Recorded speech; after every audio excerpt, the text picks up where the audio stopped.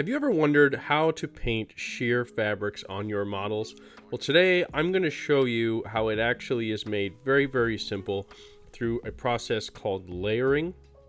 We're going to do that by starting with a white primered base coat, and we're going to spray this light magenta in a splattered pattern, and you're going to do that by reducing the air pressure in your airbrush until you get the pattern you see here on this paper.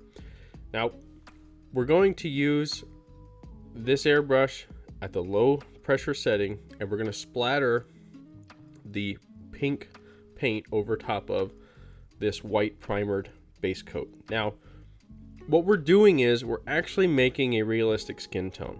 So in a nutshell, the way to do sheer fabrics is to layer it as if it was real. In a real situation, a woman would have her natural skin tone, and then she would put the sheer fabric on over top of that, and we would see the skin tone through the sheer fabric. In this case, our character is wearing black sheer fabric, so we're going to make the skin tones first using this skin tone recipe that I'm sharing with you. We're going to splatter on the pink using a light magenta or any other pink magenta color, and then I'm using a red here as a shadow, so we're actually creating some other variation in the undercoat for the skin tones. Now, this step is completely optional. If you want a simpler, easier approach for beginners, just paint all of this pink. You don't have to do the splattering. This is totally optional. But if you want more realistic skin tones, this is a cool way to do it, because you're adding the variation in the skin tone, which is completely natural and much more realistic looking than a smooth skin tone. So after we have some reds and pinks down to create some texture, we're going to add over the skin tones. Now, the skin tone here is very well thinned down. It's probably like 20 to 30% paint, and the rest is thinner and also some varnish, specifically a satin varnish. That way it thins the paint out. Varnish is a great way to thin your paints and make them transparent without having to water them down with just water and make them all, well, watery. And if you have any experience using an airbrush, you would know that too much water and too thin of paint just splatters and makes spider webs, and you don't want that. So again, you're just using a satin varnish and some thinner, and you'll get these transparent results. Now, what you see after I put down a base coat of Imperial flesh from Ionic, now I'm adding a shadow coat using some tanned flesh. This is just adding in some shadows. This is very normal for me. If you're not new to my channel, you've seen some of my videos before, you'll recognize this skin tone recipe. The only difference I'm adding in is that more advanced technique of the spraying on the magenta and red using the splatter technique with the airbrush. So again, we did Imperial flesh base coat, we did the tan flesh in the shadowed areas. I'm going back over it here with some more base skin tones of the Imperial flesh, and this is again just blending all the coats that we put down so far.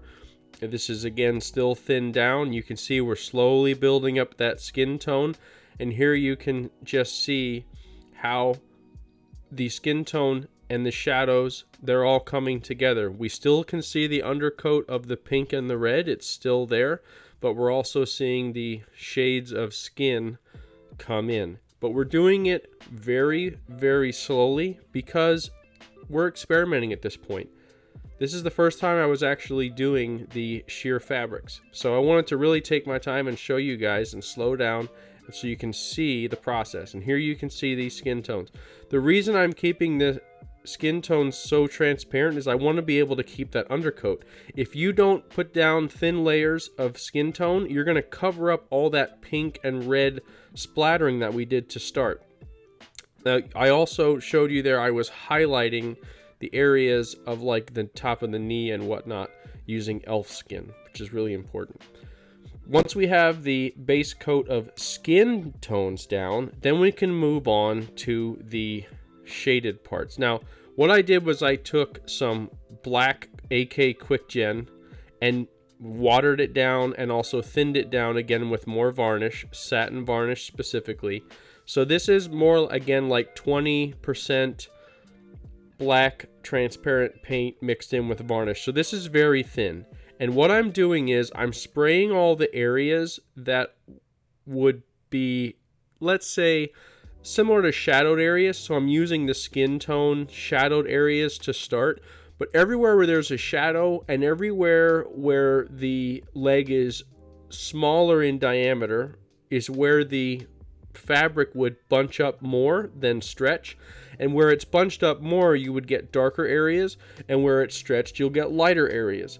So around the back of the knee, around the ankle, or the bottom part of the calf, that's where we're going to see the darkest parts, which is also about the same where we see the shadow and the skin tones.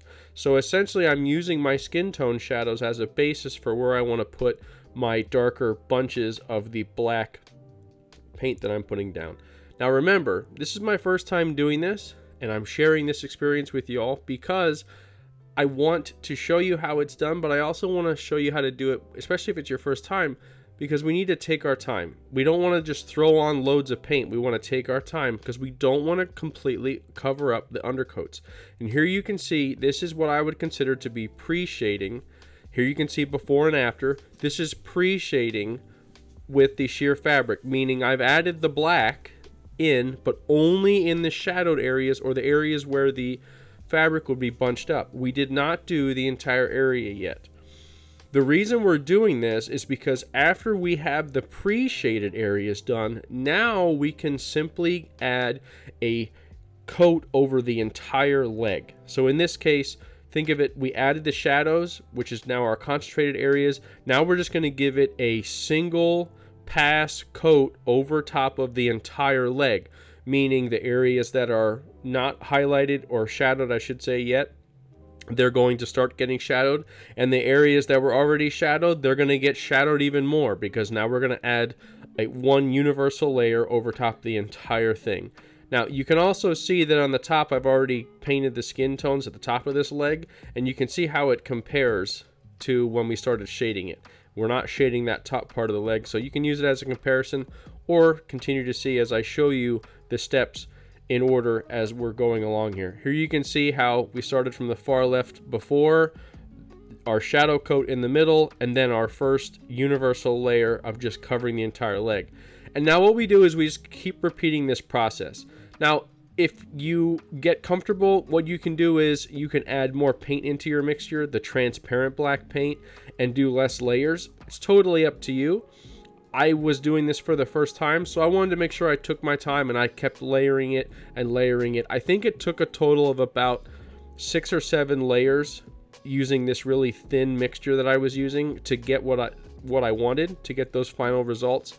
But again, it's totally up to you as to how dark you want it, how light you want it, and how thick the paint is that you're using. Meaning, if you go up to maybe like 50% transparent black versus varnish, it might take less coats.